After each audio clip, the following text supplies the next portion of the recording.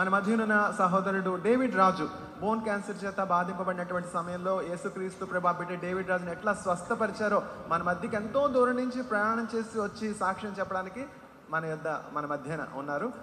ప్రభు పేరట వారిని ఆహ్వానిస్తున్నాను. డేవిడ్ రాజు రానాయన. అందరికీ ప్రభు నామంలో వందనాలు. మేము నెల్లూరు జిల్లా నుంచి వచ్చాము. మా బాబు, నాకిద్దరు కుమారులు. ఈ బాబు పెద్ద బాబు. ఈ బాబుకి 17 సంవత్సరాలప్పుడు బోన్ క్యాన్సర్ కాలుకి వచ్చింది. అప్పుడు బయాప్సీ చేసి ఇక్కడికి అడియార క్యాన్సర్ హాస్పిటల్కి వచ్చినప్పుడు మాకు స్వతహాగా మాతృభాష తెలుగు అయినందువల్ల ఇక్కడ తమిళనాడులో అసలు తమిళ్ విన్నప్పుడు అసలు నాకేం అర్థమయ్యేది కాదు. డాక్టర్స్ ఏం చెప్తున్నా, ఎవరన్నా తెలుగు చెప్తున్నా, అసలు ఆ క్యాన్సర్ అన్న పదం విన్నప్పుడు అసలు నాకు ఎవరితో మాట్లాడాలి, ఏం మాట్లాడాలని తెలియనప్పుడు హాస్పిటల్ దగ్గర తోటి సహోదరులు, మీరేం భయపడనక్కర్లేదమ్మా, దగ్గరలో ఇక్కడ తెలుగు చర్చ్ ఉంది, అక్కడ ఉషా మ్యామ్ అంటారు, మాట్లాడండి, మీకు దేవుడి ద్వారా మీకు సహాయం అందుతుంది, మీ సమస్యకి పరిష్కారం అవుతుంది అన్నప్పుడు బాబుని ఫస్ట్ టైం నేను హాస్పిటల్ నుంచి వదిలేసి ఇక్కడికి వచ్చినప్పుడు హౌస్ ఆఫ్ ప్రేయర్లో సంఘంలో ఉన్న సభ్యులు మేడం మాట్లాడి నా ఓదార్పు, ఆ క్షణంలో నాకు వచ్చిన కష్టాన్నంతా మర్చిపోయి బాబు గురించి అసలు ఆ దిగులు అనేది ప్రభు నాకు మర్పించి, తర్వాత ఎన్నో సమస్యలు వచ్చాయి.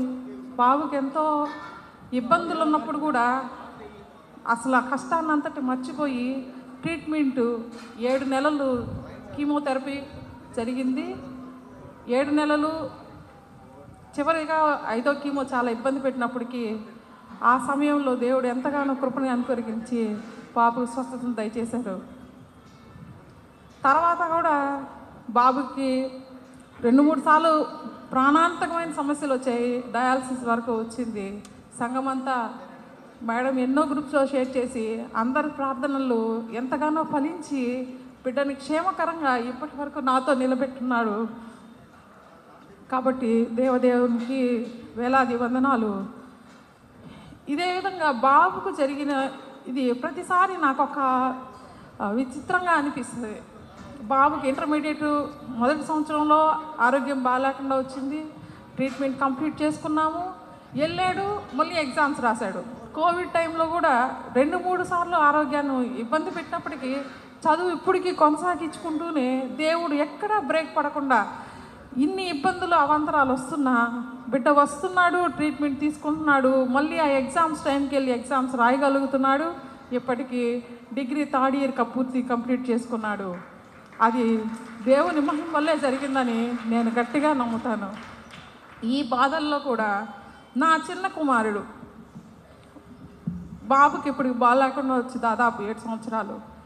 ఈ ఇన్ని ఇబ్బందుల్లో ఆర్థిక ఇబ్బందులు ఎంతగా పిండి వేస్తున్నప్పటికీ దేవుడు ఎక్కడ తొణకనీయకుండా ఎప్పటికి ప్రతిదీ ట్రీట్మెంటు ఫస్ట్ డాక్టర్స్ తెలియజేసినప్పుడు మీకు 13 లక్షలు ఖర్చు అవుతుంది, మీరంత పెట్టుకోగలరా, లేదంటే మీరు ఆంధ్రాకి వెళ్ళిపోండి అన్నప్పుడు కూడా ఉషా మ్యామ్ మాకెంతో సపోర్ట్ ఇచ్చి ప్రార్థించి దేవునికి మీరు మొరపెట్టుకున్నప్పుడు మీ సమస్యలన్నిటికీ మీకు పరిష్కారం దొరుకుతుందమ్మా, మీరు దేనికి బాధపడకండి అన్నప్పుడు బాబుకి నామమాత్రం ఖర్చులతోనే ఈ ట్రీట్మెంట్ అంతా మేము చేయించుకోగలిగాము. అది దేవునికి గొప్ప వేలాది వందనాలు నేను ఎప్పుడూ చెల్లించుకుంటూనే ఉంటాను.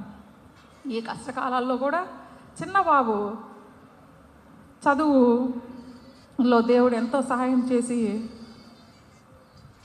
బాబుకి ఐఐటి సీట్ వచ్చింది. ఇప్పుడు బీటెక్ 3rd ఇయర్ భువనేశ్వర్లో చదువుతున్నాడు. అదంతా కూడా దేవుని కృపగానే భావించి ఇన్ని బాధలు కష్టాల్లో కూడా దేవుడు ఒక బిడ్డకి ఎప్పుడు అనిపించేది పిల్లల్ని బాగా చదివించుకోవాలి, బాగా వృద్ధిలోకి తెచ్చుకోవాలని.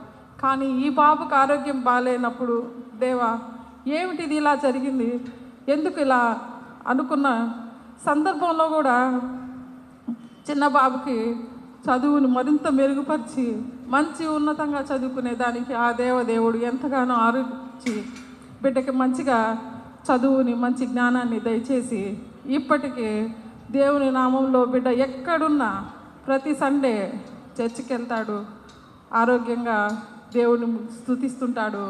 మా బిడ్డ ఇద్దరిని ఆదరించి ఈ హౌస్ ఆఫ్ ప్రేయర్ హాల్లో ఎన్నోసార్లు చెన్నైలో ఉండి వచ్చి ఇక్కడికి ప్రతి సండే మేము బాబుతో బాధపడుతూ నేను రాలేకపోయినప్పటికీ వాళ్ళ నాన్నగారు ప్రతి ఆదివారం వచ్చేవాళ్ళు.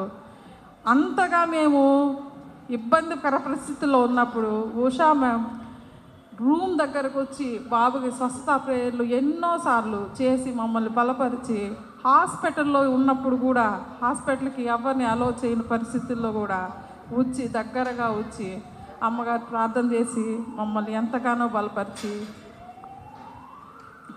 అమ్మగా నాకు ఎంతో ధైర్యాన్ని ఇచ్చి దేవుడు మాకెంతగానో సహకరించి ప్రతి విషయంలోనూ ఆ దేవునికి వేలాది స్తుతులు స్తోత్రం చెల్లించుకుంటూ ఈ అవకాశాన్ని ఇచ్చిన అమ్మగారికి హౌస్ ఆఫ్ ప్రేయర్ హాల్కి అందరికీ వందనాలు తెలియజేసుకుంటూ ముగించుకుంటున్నాం.